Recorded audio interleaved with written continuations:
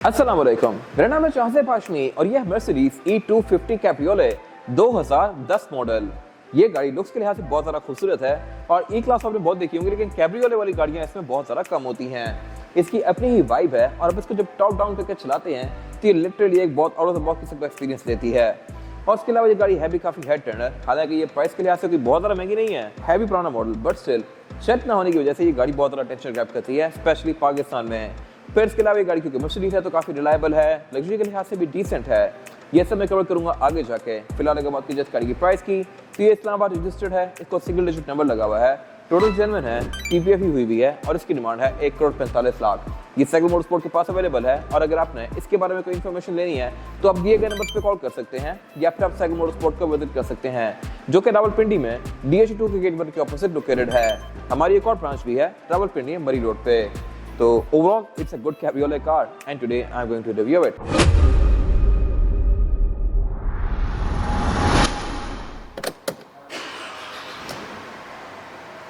Let's start with the exterior of this car. ये Mercedes की W212 यानी कि 4th जनरेशन है और इसमें दो मेन बॉडी टाइप्स आती हैं, कैब्रियोले और सेडान। कैब्रियोले हेड टर्नर है और काफी कम है पाकिस्तान में। फिलहाल अगर बात की जाए इस गाड़ी के फ्रंट लुक की तो ये गाड़ी क्योंकि 2010 मॉडल है तो ये प्री फेसलिफ्ट वाली गाड़ी है। मेरे ख्याल से प्री फेसलिफ्ट वाला लुक ज़्यादा खूबसूरत था, इस तरह से कि इसमें दो अलग अलग हेडलाइट्स दी गई हैं और ये है भी डायमंड शेप वाली। फिर इसके अलावा ये गाड़ी क्योंकि शुरू के वर्जन में से ही एक है तो इसकी हेडलाइट्स हैलोजन में है, बाद में इसमें बाइज प्रोजेक्शन लैंप आ गए थे और DRL भी आ गई थी। फिर इसके अलावा ये गाड़ी क्योंकि कैब्रियोले है तो इसमें बम्पर डिफरेंट है और इसकी फॉग लैंप भी दो अलग अलग हैं, ये भी काफ़ी कम गाड़ियों में आती हैं, वैसे यूजुअली ये एक ही होती है। फिर इसके अलावा इसकी जो फ्रंट ग्रिल है इसमें AMG वाली गाड़ियों की तरह लोगो सेंटर में दिया गया है और ऊपर एक बेसिकली एम्बलम दिया गया है ब्लैक। और इसके अलावा कटर लाइन्स भी इस गाड़ी में अच्छी खासी स्ट्रॉन्ग दी गई है बोनट में। और इसके अलावा फीचर्स के नाम पे इस गाड़ी की हेडलाइट्स ऑटोमेटिक हैं और ये गाड़ी पार्किंग सेंसर्स भी ऑफर करती है। और अगर बात की जाए इस गाड़ी की एब्सोल्यूट साइड प्रोफाइल की तो साइज के लिहाज से ये गाड़ी एक D7 की सेडान है, यानी कि BMW 5 सीरीज जितनी है या फिर Audi A6 जितनी है। और इसके अलावा फीचर्स के लिहाज से भी गाड़ी अच्छी खासी इक्विप्ड तो है ही, लेकिन लुक्स के लिहाज से मेरे ख्याल से A6 और 5 सीरीज दोनों में ये सबसे ज़्यादा खूबसूरत है अपने टाइम के लिहाज से। बाकी इसके अलावा ये गाड़ी क्योंकि कैब्रियोले है तो ये 2 डोर है, इसमें 2 ही डोर हैं और ये अच्छे खासे मैसिव हैं। बाकी इसमें ये जो 2 सीट्स दी गई हैं फ्रंट पे, इनको आप फोल्ड करेंगे और फिर आप इसकी बैक सीट्स पे एंटर हो सकते हैं। है ये गाड़ी 4 सीटर, लेकिन 2 सीट्स इसकी फ्रंट की यूजेबल है। बैक पे कहने को बंदा बैठ सकता है लेकिन बहुत ज़्यादा कंफर्टेबल नहीं होगा, लेग रूम बैक पे ऑलमोस्ट ना होने के बराबर है। इसमें एयरबैग्स मल्टीपल आते हैं, सीट्स इलेक्ट्रॉनिकली एडजस्टेबल हैं जो कि मैं कवर करूंगा आगे जाके। फिलहाल इसकी रूफ डाउन है तो इसकी लुक्स बहुत खूबसूरत आ रही हैं। फिर इसके अलावा इसकी विंडोज फिलहाल अगर आप ओपन करें तो ये अच्छी खासी बड़ी हैं, क्वार्टर ग्लास से काफी मैसेज दिया गया है। इनको आप इंडिविजुअली तो रोल डाउन कर सकते हैं लाइक दिस, लेकिन अगर आपने क्वार्टर ग्लास को और सारी विंडोज को इकट्ठा रोल डाउन करना है तो इसका भी एक ऑप्शन है। सेंटर में एक बटन दिया गया है, सिंगल बटन, जिससे आप सारी ही विंडोज इकट्ठी रोल डाउन कर सकते हैं इस तरह से। बाकी इस गाड़ी की मेंटेनेंस कंपैरेटिवली सिंपल ई क्लास से ऑब्वियसली थोड़ी ज़्यादा होगी क्योंकि इसकी रूफ को भी आप मेंटेन करवाएंगे। रूफ के बहुत सारे मैकेनिकल पार्ट्स होते हैं और उसके अलावा इसके जो क्वार्टर ग्लास वगैरह हैं इनके भी काफ़ी सारे पार्ट्स होते हैं, जिसकी वजह से कुछ टाइम बाद इनकी मूवमेंट्स वगैरह थोड़ी सी ऑब्स्ट्रक्ट होने लग जाती हैं। अगर इनको प्रॉपर सर्विस और क्लीन ना किया जाए तो फिर ये सही से बंद नहीं होते। और इस एंगल से गाड़ी सबसे ज़्यादा खूबसूरत लगती है क्योंकि इसके फेंडर्स बैक पे अच्छे खासे मैसिव हैं और उसके अलावा पीछे ये गाड़ी इसके बाद ऑलमोस्ट खाली ही है, जबकि आम गाड़ी बहुत कॉम्पैक्ट रहती है क्योंकि उसमें छोटे छोटे दरवाजे होते हैं, डिग्गी छोटी सी होती है, इसकी लुक से ह्यूज आती है। बाकी गाड़ी रियर व्हील ड्राइव है तो आप इसको टेल कर सकते हैं और उसके अलावा इसमें ये बैक पे हेडरेस्ट दिए गए हैं जो कि आप अंदर से रेस्ट लोअर कर सकते हैं। ऑब्वियसली हर बंदे की अपनी ओपिनियन होती है, कुछ लोगों की नीचे काफी ज़्यादा फिट लगती है। फिर इसके अलावा इसे प्रॉपर विंड रिफ्लेक्टर वगैरह दिए गए हैं और ये एक अलग से पोर्शन दिया हुआ है जो कि इसकी रूफ का है, इसके अंदर रूफ स्टोर होती है। ये वाला पोर्शन इसका थोड़ा सा डिफरेंट है, इस तरह से कि नई वाली जितनी भी कैब्रियोले आ रही हैं 2020 मॉडल 22 मॉडल मैंने उनके रिव्यूज किए हुए हैं और उनमें ये वाला पोर्शन प्लास्टिक का होता है, इसमें ये मेटल का है और बॉडी कलर में है। मेरे ख्याल से इसकी लुक बेहतर आ रही है। नई वाली गाड़ियों में ये बॉडी कलर का नहीं होता, ब्लैक होता है, या अगर इंटीरियर व्हाइट है तो व्हाइट होगा। बाकी इसकी अगर मैं रूफ बंद करता हूँ तो इसका प्रोसेस इस तरह का है, कुछ बंद करने पर ये पोर्शन ओपन होगा, अंदर से रूफ निकल के अब इसकी छत के ऊपर आएगी लाइक दिस। और रूफ इन गाड़ी में सॉफ्ट टॉप होती है। रूफ के colour at time of purchase आप डिसाइड कर सकते हैं। इस गाड़ी में ये स्किन कलर की रूफ है, आप व्हाइट भी ले सकते हैं, टाइम ऑफ परचेज ब्लैक भी ले सकते हैं। मेरे ख्याल से ये इसके इंटीरियर के साथ काफी अच्छे से ब्लेंड कर रही है। जैसे प्रोसेस कंप्लीट होगा मीटर के अंदर ये गाड़ी शो करवाती है। फिर इसकी जो बैक पे विंडशील्ड है ये प्रॉपर विंडशील्ड है, ये प्लास्टिक नहीं है और इसमें फिर हेटेड की लाइंस भी दी गई हैं। स्पेसिफिक गाड़ी में इसको टेंट भी किया हुआ है और ये है अब इस गाड़ी का प्रॉपर एक छत बंद के साथ व्यू। और जहां तक बात है इस गाड़ी के रेयर एंड की तो ये इसमें बिल्कुल सिमिलर ही है एज कम्पेयर टू सिंपल वाली गाड़ी, जबकि नई वाली गाड़ियों में कैब्रियोले और सेडान की टेल लाइट्स डिफरेंट आती हैं। कैब्रियोले की टेल लाइट्स काफ़ी पतली और लंबी सी होती हैं। फिर इसके अलावा डिग्गी इसमें कंपैरेटिवली आम गाड़ी से थोड़ी सी छोटी है।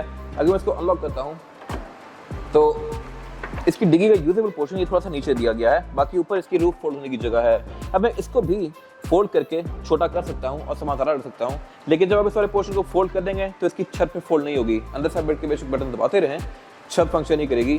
कुछ लोगों को लगता है कि खराब हो गई है, लेकिन ये नहीं पता होता कि पीछे ये वाला पोर्शन फोल्ड हुआ है।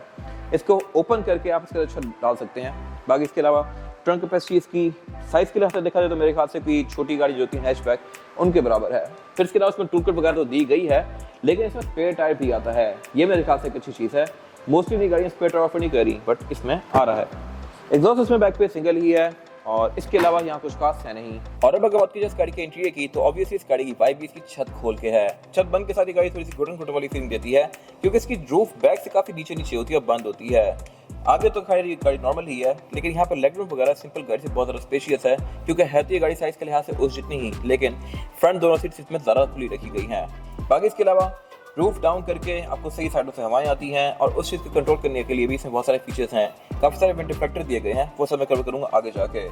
फिलहाल अगर बात की जाए, सबसे पहली चीज़ की जो आप नोटिस करेंगे वही है कि आप जब बैठ के इसमें दरवाजा बंद करते हैं तो इसकी सीट बेल्ट आपको डिलीवर होती है। जैसे ही मैं दरवाजा खोलूंगा तो ये वापस चली जाएगी इस तरह से। ये मेरे ख्याल से एक डिफरेंट चीज़ है कि डिलीवर वाला सिस्टम आपको सिर्फ कैब्रियोलेट में देखने को मिलता है। बाकी इसके अलावा स्टीयरिंग व्हील इसका आम ई क्लास जैसा ही है, लेदर स्टिच है और मल्टीमीडिया वाला है। और B2B इसका लुक्स के लिहाज से ठीक है, और ये वैसे ही जैसे कि बाकी ई क्लास वगैरह में आ रहा है। स्पीड लिमिट इसकी 160 माइल पर आवर है, यह कि 240 किलोमीटर पर आवर। और इसके अलावा मीटर के सेंटर में स्क्रीन दी गई है जो कि 2010 में TFT वाली है। ये बिल्कुल पिक्सेलेटेड सा डिस्प्ले है।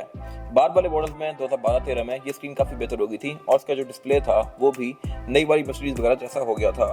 बाकी इसमें फिर RPM क्लॉक वगैरह दी गई है। ये एनालॉग डायल्स हैं और काफ़ी हद तक पोर्शे जैसी वाइब्स देते हैं। उनमें भी इस तरह के 5 डायल आते होते हैं पोर्शे वगैरह में। मीटर की हाउसिंग इसकी नॉर्मल सी है। डैशबोर्ड इसका साइज़ के लिहाज से ठीक है और लुक्स के लिहाज से बस बेसिक सा है। और इसके अलावा सेंटर में एक ये ब्लैक कलर की स्ट्रिप दी गई है। ये बेसिकली इसके पार्किंग सेंसर्स का इंडिकेटर है। यहाँ पे भी दिया गया है और बैक पे भी दिया गया है। इस गाड़ी का जो कोना करीब होगा दीवार के, वहाँ पे ये गाड़ी आपको शो करवाएगी कि ये गाड़ी बाकी से हिट होने वाली है। बाकी इसके अलावा पीछे इसकी मल्टीमीडिया स्क्रीन दी गई है, जो कि अगेन टच पे नहीं है। ये भी TFT स्क्रीन है, बस ठीक है फीचर्स के लिहाज से। उसी नीचे इसकी एवेंट्स वगैरह दिए गए हैं। कंडीशन के लिहाज से ये गाड़ी ऑलमोस्ट ब्रांड न्यू है। और उसके अलावा नीचे पे इसके उस टाइम के सीट प्लेयर वगैरह दिए गए हैं, और फ्रंट दोनों सीट्स इस गाड़ी में हीटेड हैं। हीटेड सीट्स आपको काफ़ी कम गाड़ियों में देखने को मिलती हैं, इसमें ये फीचर लिया गया है। फिर इसके अलावा नीचे क्लाइमेट कंट्रोल दिया गया है। क्लाइमेट कंट्रोल में डुअल जोन है, यानी कि ड्राइवर और पैसेंजर अपनी मर्जी के लिहाज से क्लाइमेट कंट्रोल के टेम्परेचर को एडजस्ट कर सकते हैं। नीचे पे इसके पावर आउटलेट वगैरह दिए गए हैं। ये इसका सारा एरिया कार्बन फाइबर की फिनिश में है।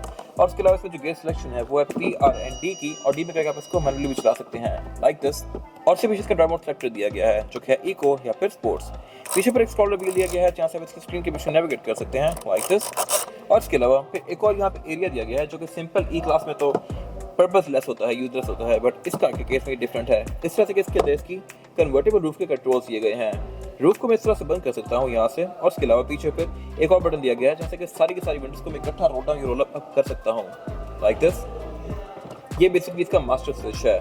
फिर उससे पीछे इसका सेंटर कंसोल दिया गया है, जो कि स्प्लिट में है और कैपेसिटी के लिहाज से बस ठीक है। अब अगर बात की जाए सीट्स की, तो ये भी सिंपल गाड़ी से डिफरेंट है। इस तरह से कि इसकी जो शेप है वो थोड़ी सी कैब्रियोलेट के हिसाब से बनाई गई है। हेडरेस्ट इसमें एडजस्टेबल है, लेकिन इनकी शेप डिफरेंट है। और इसके अलावा इसके रेयर हेडरेस्ट को यहाँ से रेस ऑल ओवर कर सकते हैं। और इसके अलावा इसके सेंटर में यहाँ पे एक और स्विच दिया गया है। बेसिकली हेडरेस्ट आप ये वाले हाथ से रेस लोड कर सकते हैं, लेकिन बैक के हेडरेस्ट आप इस बटन से रेस लोड करेंगे। इसके सेंटर में रूफ के कंट्रोल्स के साथ एक और बटन दिया गया है, जो कि विंड डिफ्लेक्टर्स का है। इसको दबाने पर हेडरेस्ट ऊपर निकलेंगे, जो कि हवा का कुछ हद तक कंट्रोल करेंगे। और इसके अलावा यहाँ पे भी विंड शील्ड ऊपर हो जाती है, जो कि हवा के फ्लो को कुछ हद तक कंट्रोल करती है। वैसे इसकी लुक्स इतनी नहीं लगती, लेकिन ऑब्वियसली इसका एक पर्पस है। फिर इसके अलावा अगर बात की जाए डोर्स की, तो जैसे कि मैंने बताया ये अच्छे खासे मैसिव हैं। इनमें एयर बैग्स हैं। विंडोज में चारों ही सिंगल टैप वाली है। साइड मिरर रिट्रैक्टेबल है, लेकिन इस साइड मिरर में एक और चीज़ अच्छी है, वो ये है कि इसमें ऑटो डिमिंग वाला फीचर भी है। जैसे इसमें तेज रोशनी पड़ेगी, ये सेंस करके थोड़ा सा डिम हो जाता है। बाकी इसके अलावा ऑब्वियसली इसका रेड में मिरर भी ऑटो डिमिंग वाला है। वैनिटी मिरर इसमें दिए गए हैं ड्राइवर और पैसेंजर दोनों के लिए सनजेट्स के अंदर। यहाँ पे लाइट्स भी दी गई हैं, जो ऑटोमेटिकली ऑन और ऑफ होती हैं। और ऑब्वियसली ये वाला पूरा ही एरिया फोल्डेबल है। और अब अगर बात कीजिए इसका ड्राइवर सीट्स की, तो इनमें एंटर होने के लिए मैं पहले अगली सीट को इस तरह से आगे करूँगा और इसको खींच कर रखूँगा लेवल को, तो फिर इसको मैं स्लाइड भी कर सकता हूँ आगे इस तरह से। अब मैं यहाँ पे अगर एंटर होता हूँ और बैठ के सीट को छोड़ता हूँ, तो ये खुद पीछे आएगी लाइक दिस। और फिर मैं इसकी बैक को भी अपनी मर्जी के लिहाज से एडजस्ट कर सकता हूँ। अब मेरे पास यहाँ पर लेग रूम नहीं बचा, लेकिन इसको मैं अगर आगे स्लाइड करता हूँ और अब इसकी बैक को आगे कर लेता हूँ, तो अब ये सीट यहीं पे लॉक हो गई है। अब मेरे पास इतना लेग रूम बचा हुआ है, बट आगे थोड़ा सा कॉम्प्रोमाइज हो गया है। इस सीट को मैं जितना चाहे आगे कर सकता हूँ लेगरूम को स्पेशियस बनाने के लिए। और जहाँ तक बात है यहाँ पे कैपेसिटी की, तो यहाँ पे 2 ही लोग बैठ सकते हैं। सेंटर में काफ़ी बड़ा सारा हम्प दिया गया है। एमेनिटीज़ की अगर बात कीजिए तो ये यहाँ पे पूरी है। यहाँ पे एयर वेंट्स दिए गए हैं, विंडोज़ को ओपन नीचे करने के लिए कंट्रोल्स दिए गए हैं, स्पीकर दिए गए हैं, कार्बन फाइबर की ट्रिम्स हैं, बैक पे कप होल्डर्स भी हैं और इसके अलावा एक सेंटर कंसोल भी है जिसको मैं एज एन आर्मरेस्ट यूज़ कर सकता हूँ लाइक दिस।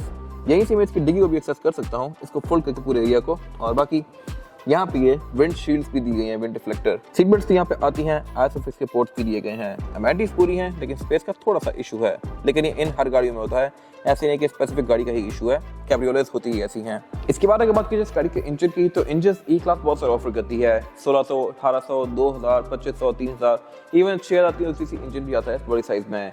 ये इंजन 2000 सीसी है जो कि 204 हॉर्स पावर प्रोड्यूस करता है with 300 newton metre of torque. अब ये परफॉर्मेंस फिगर काफी डिसेंट है बॉडी साइज के लिहाज से, और ऑब्वियसली परफॉर्मेंस के लिहाज से ये गाड़ी सिविक आर्स के साथ जुड़ सकती है। साइज का बड़ा है उससे, बट हॉर्स पावर भी ज्यादा है, तो ये गाड़ी शायद बराबर ही है रेस में। बाकी इसके अलावा इसका इंजन ब्रेक काफी टाइटली और नीटली पैक्ड है। प्रॉपर यहाँ पे इंसुलेशन दी गई हैं और बोनेट का हाइड्रोलिक से ओपन होता है।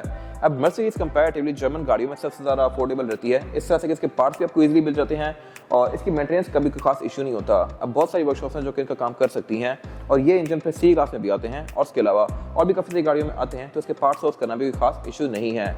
फिर इसके अलावा इसमें ABS, traction control, drive modes ये सब आते हैं और ये गाड़ी एवरेज आपको तकरीबन 10 सेकंड दे सकती है डिपेंडिंग अपॉन ड्राइविंग पैटर्न। आप इसको प्यार से चलाएंगे तो ये गाड़ी 11-12 भी जा सकती है, रफ चलाएंगे तो 6-7 भी हो सकती है। इसके बाद अगर बात की टायर साइज की, टायर साइज जो है इसमें ये है 245, 45 और 17। रिम्स में 10 स्पोक है, टायर्स में प्री लिखा है जो कि ऑलमोस्ट ब्रांड न्यू है और ये आपको 50-60 हज़ार किलोमीटर तक अच्छी राइड प्रोवाइड करेगा। इसमें ऑलरेडी डिस्क ब्रेक भी आती है। ये था आज का रिव्यू। अगर आपको ये रिव्यू पसंद आया है तो इस वीडियो को लाइक कीजिए, मेरे चैनल को सब्सक्राइब कीजिए और अगर आपके पास इस गाड़ी से रिलेटेड कोई भी राय है तो उसको कमेंट सेक्शन में शेयर जरूर कीजिएगा, ताकि वो लोग जो ये गाड़ी लेने वाले हैं वो आपकी राय से फायदा उठा सकें।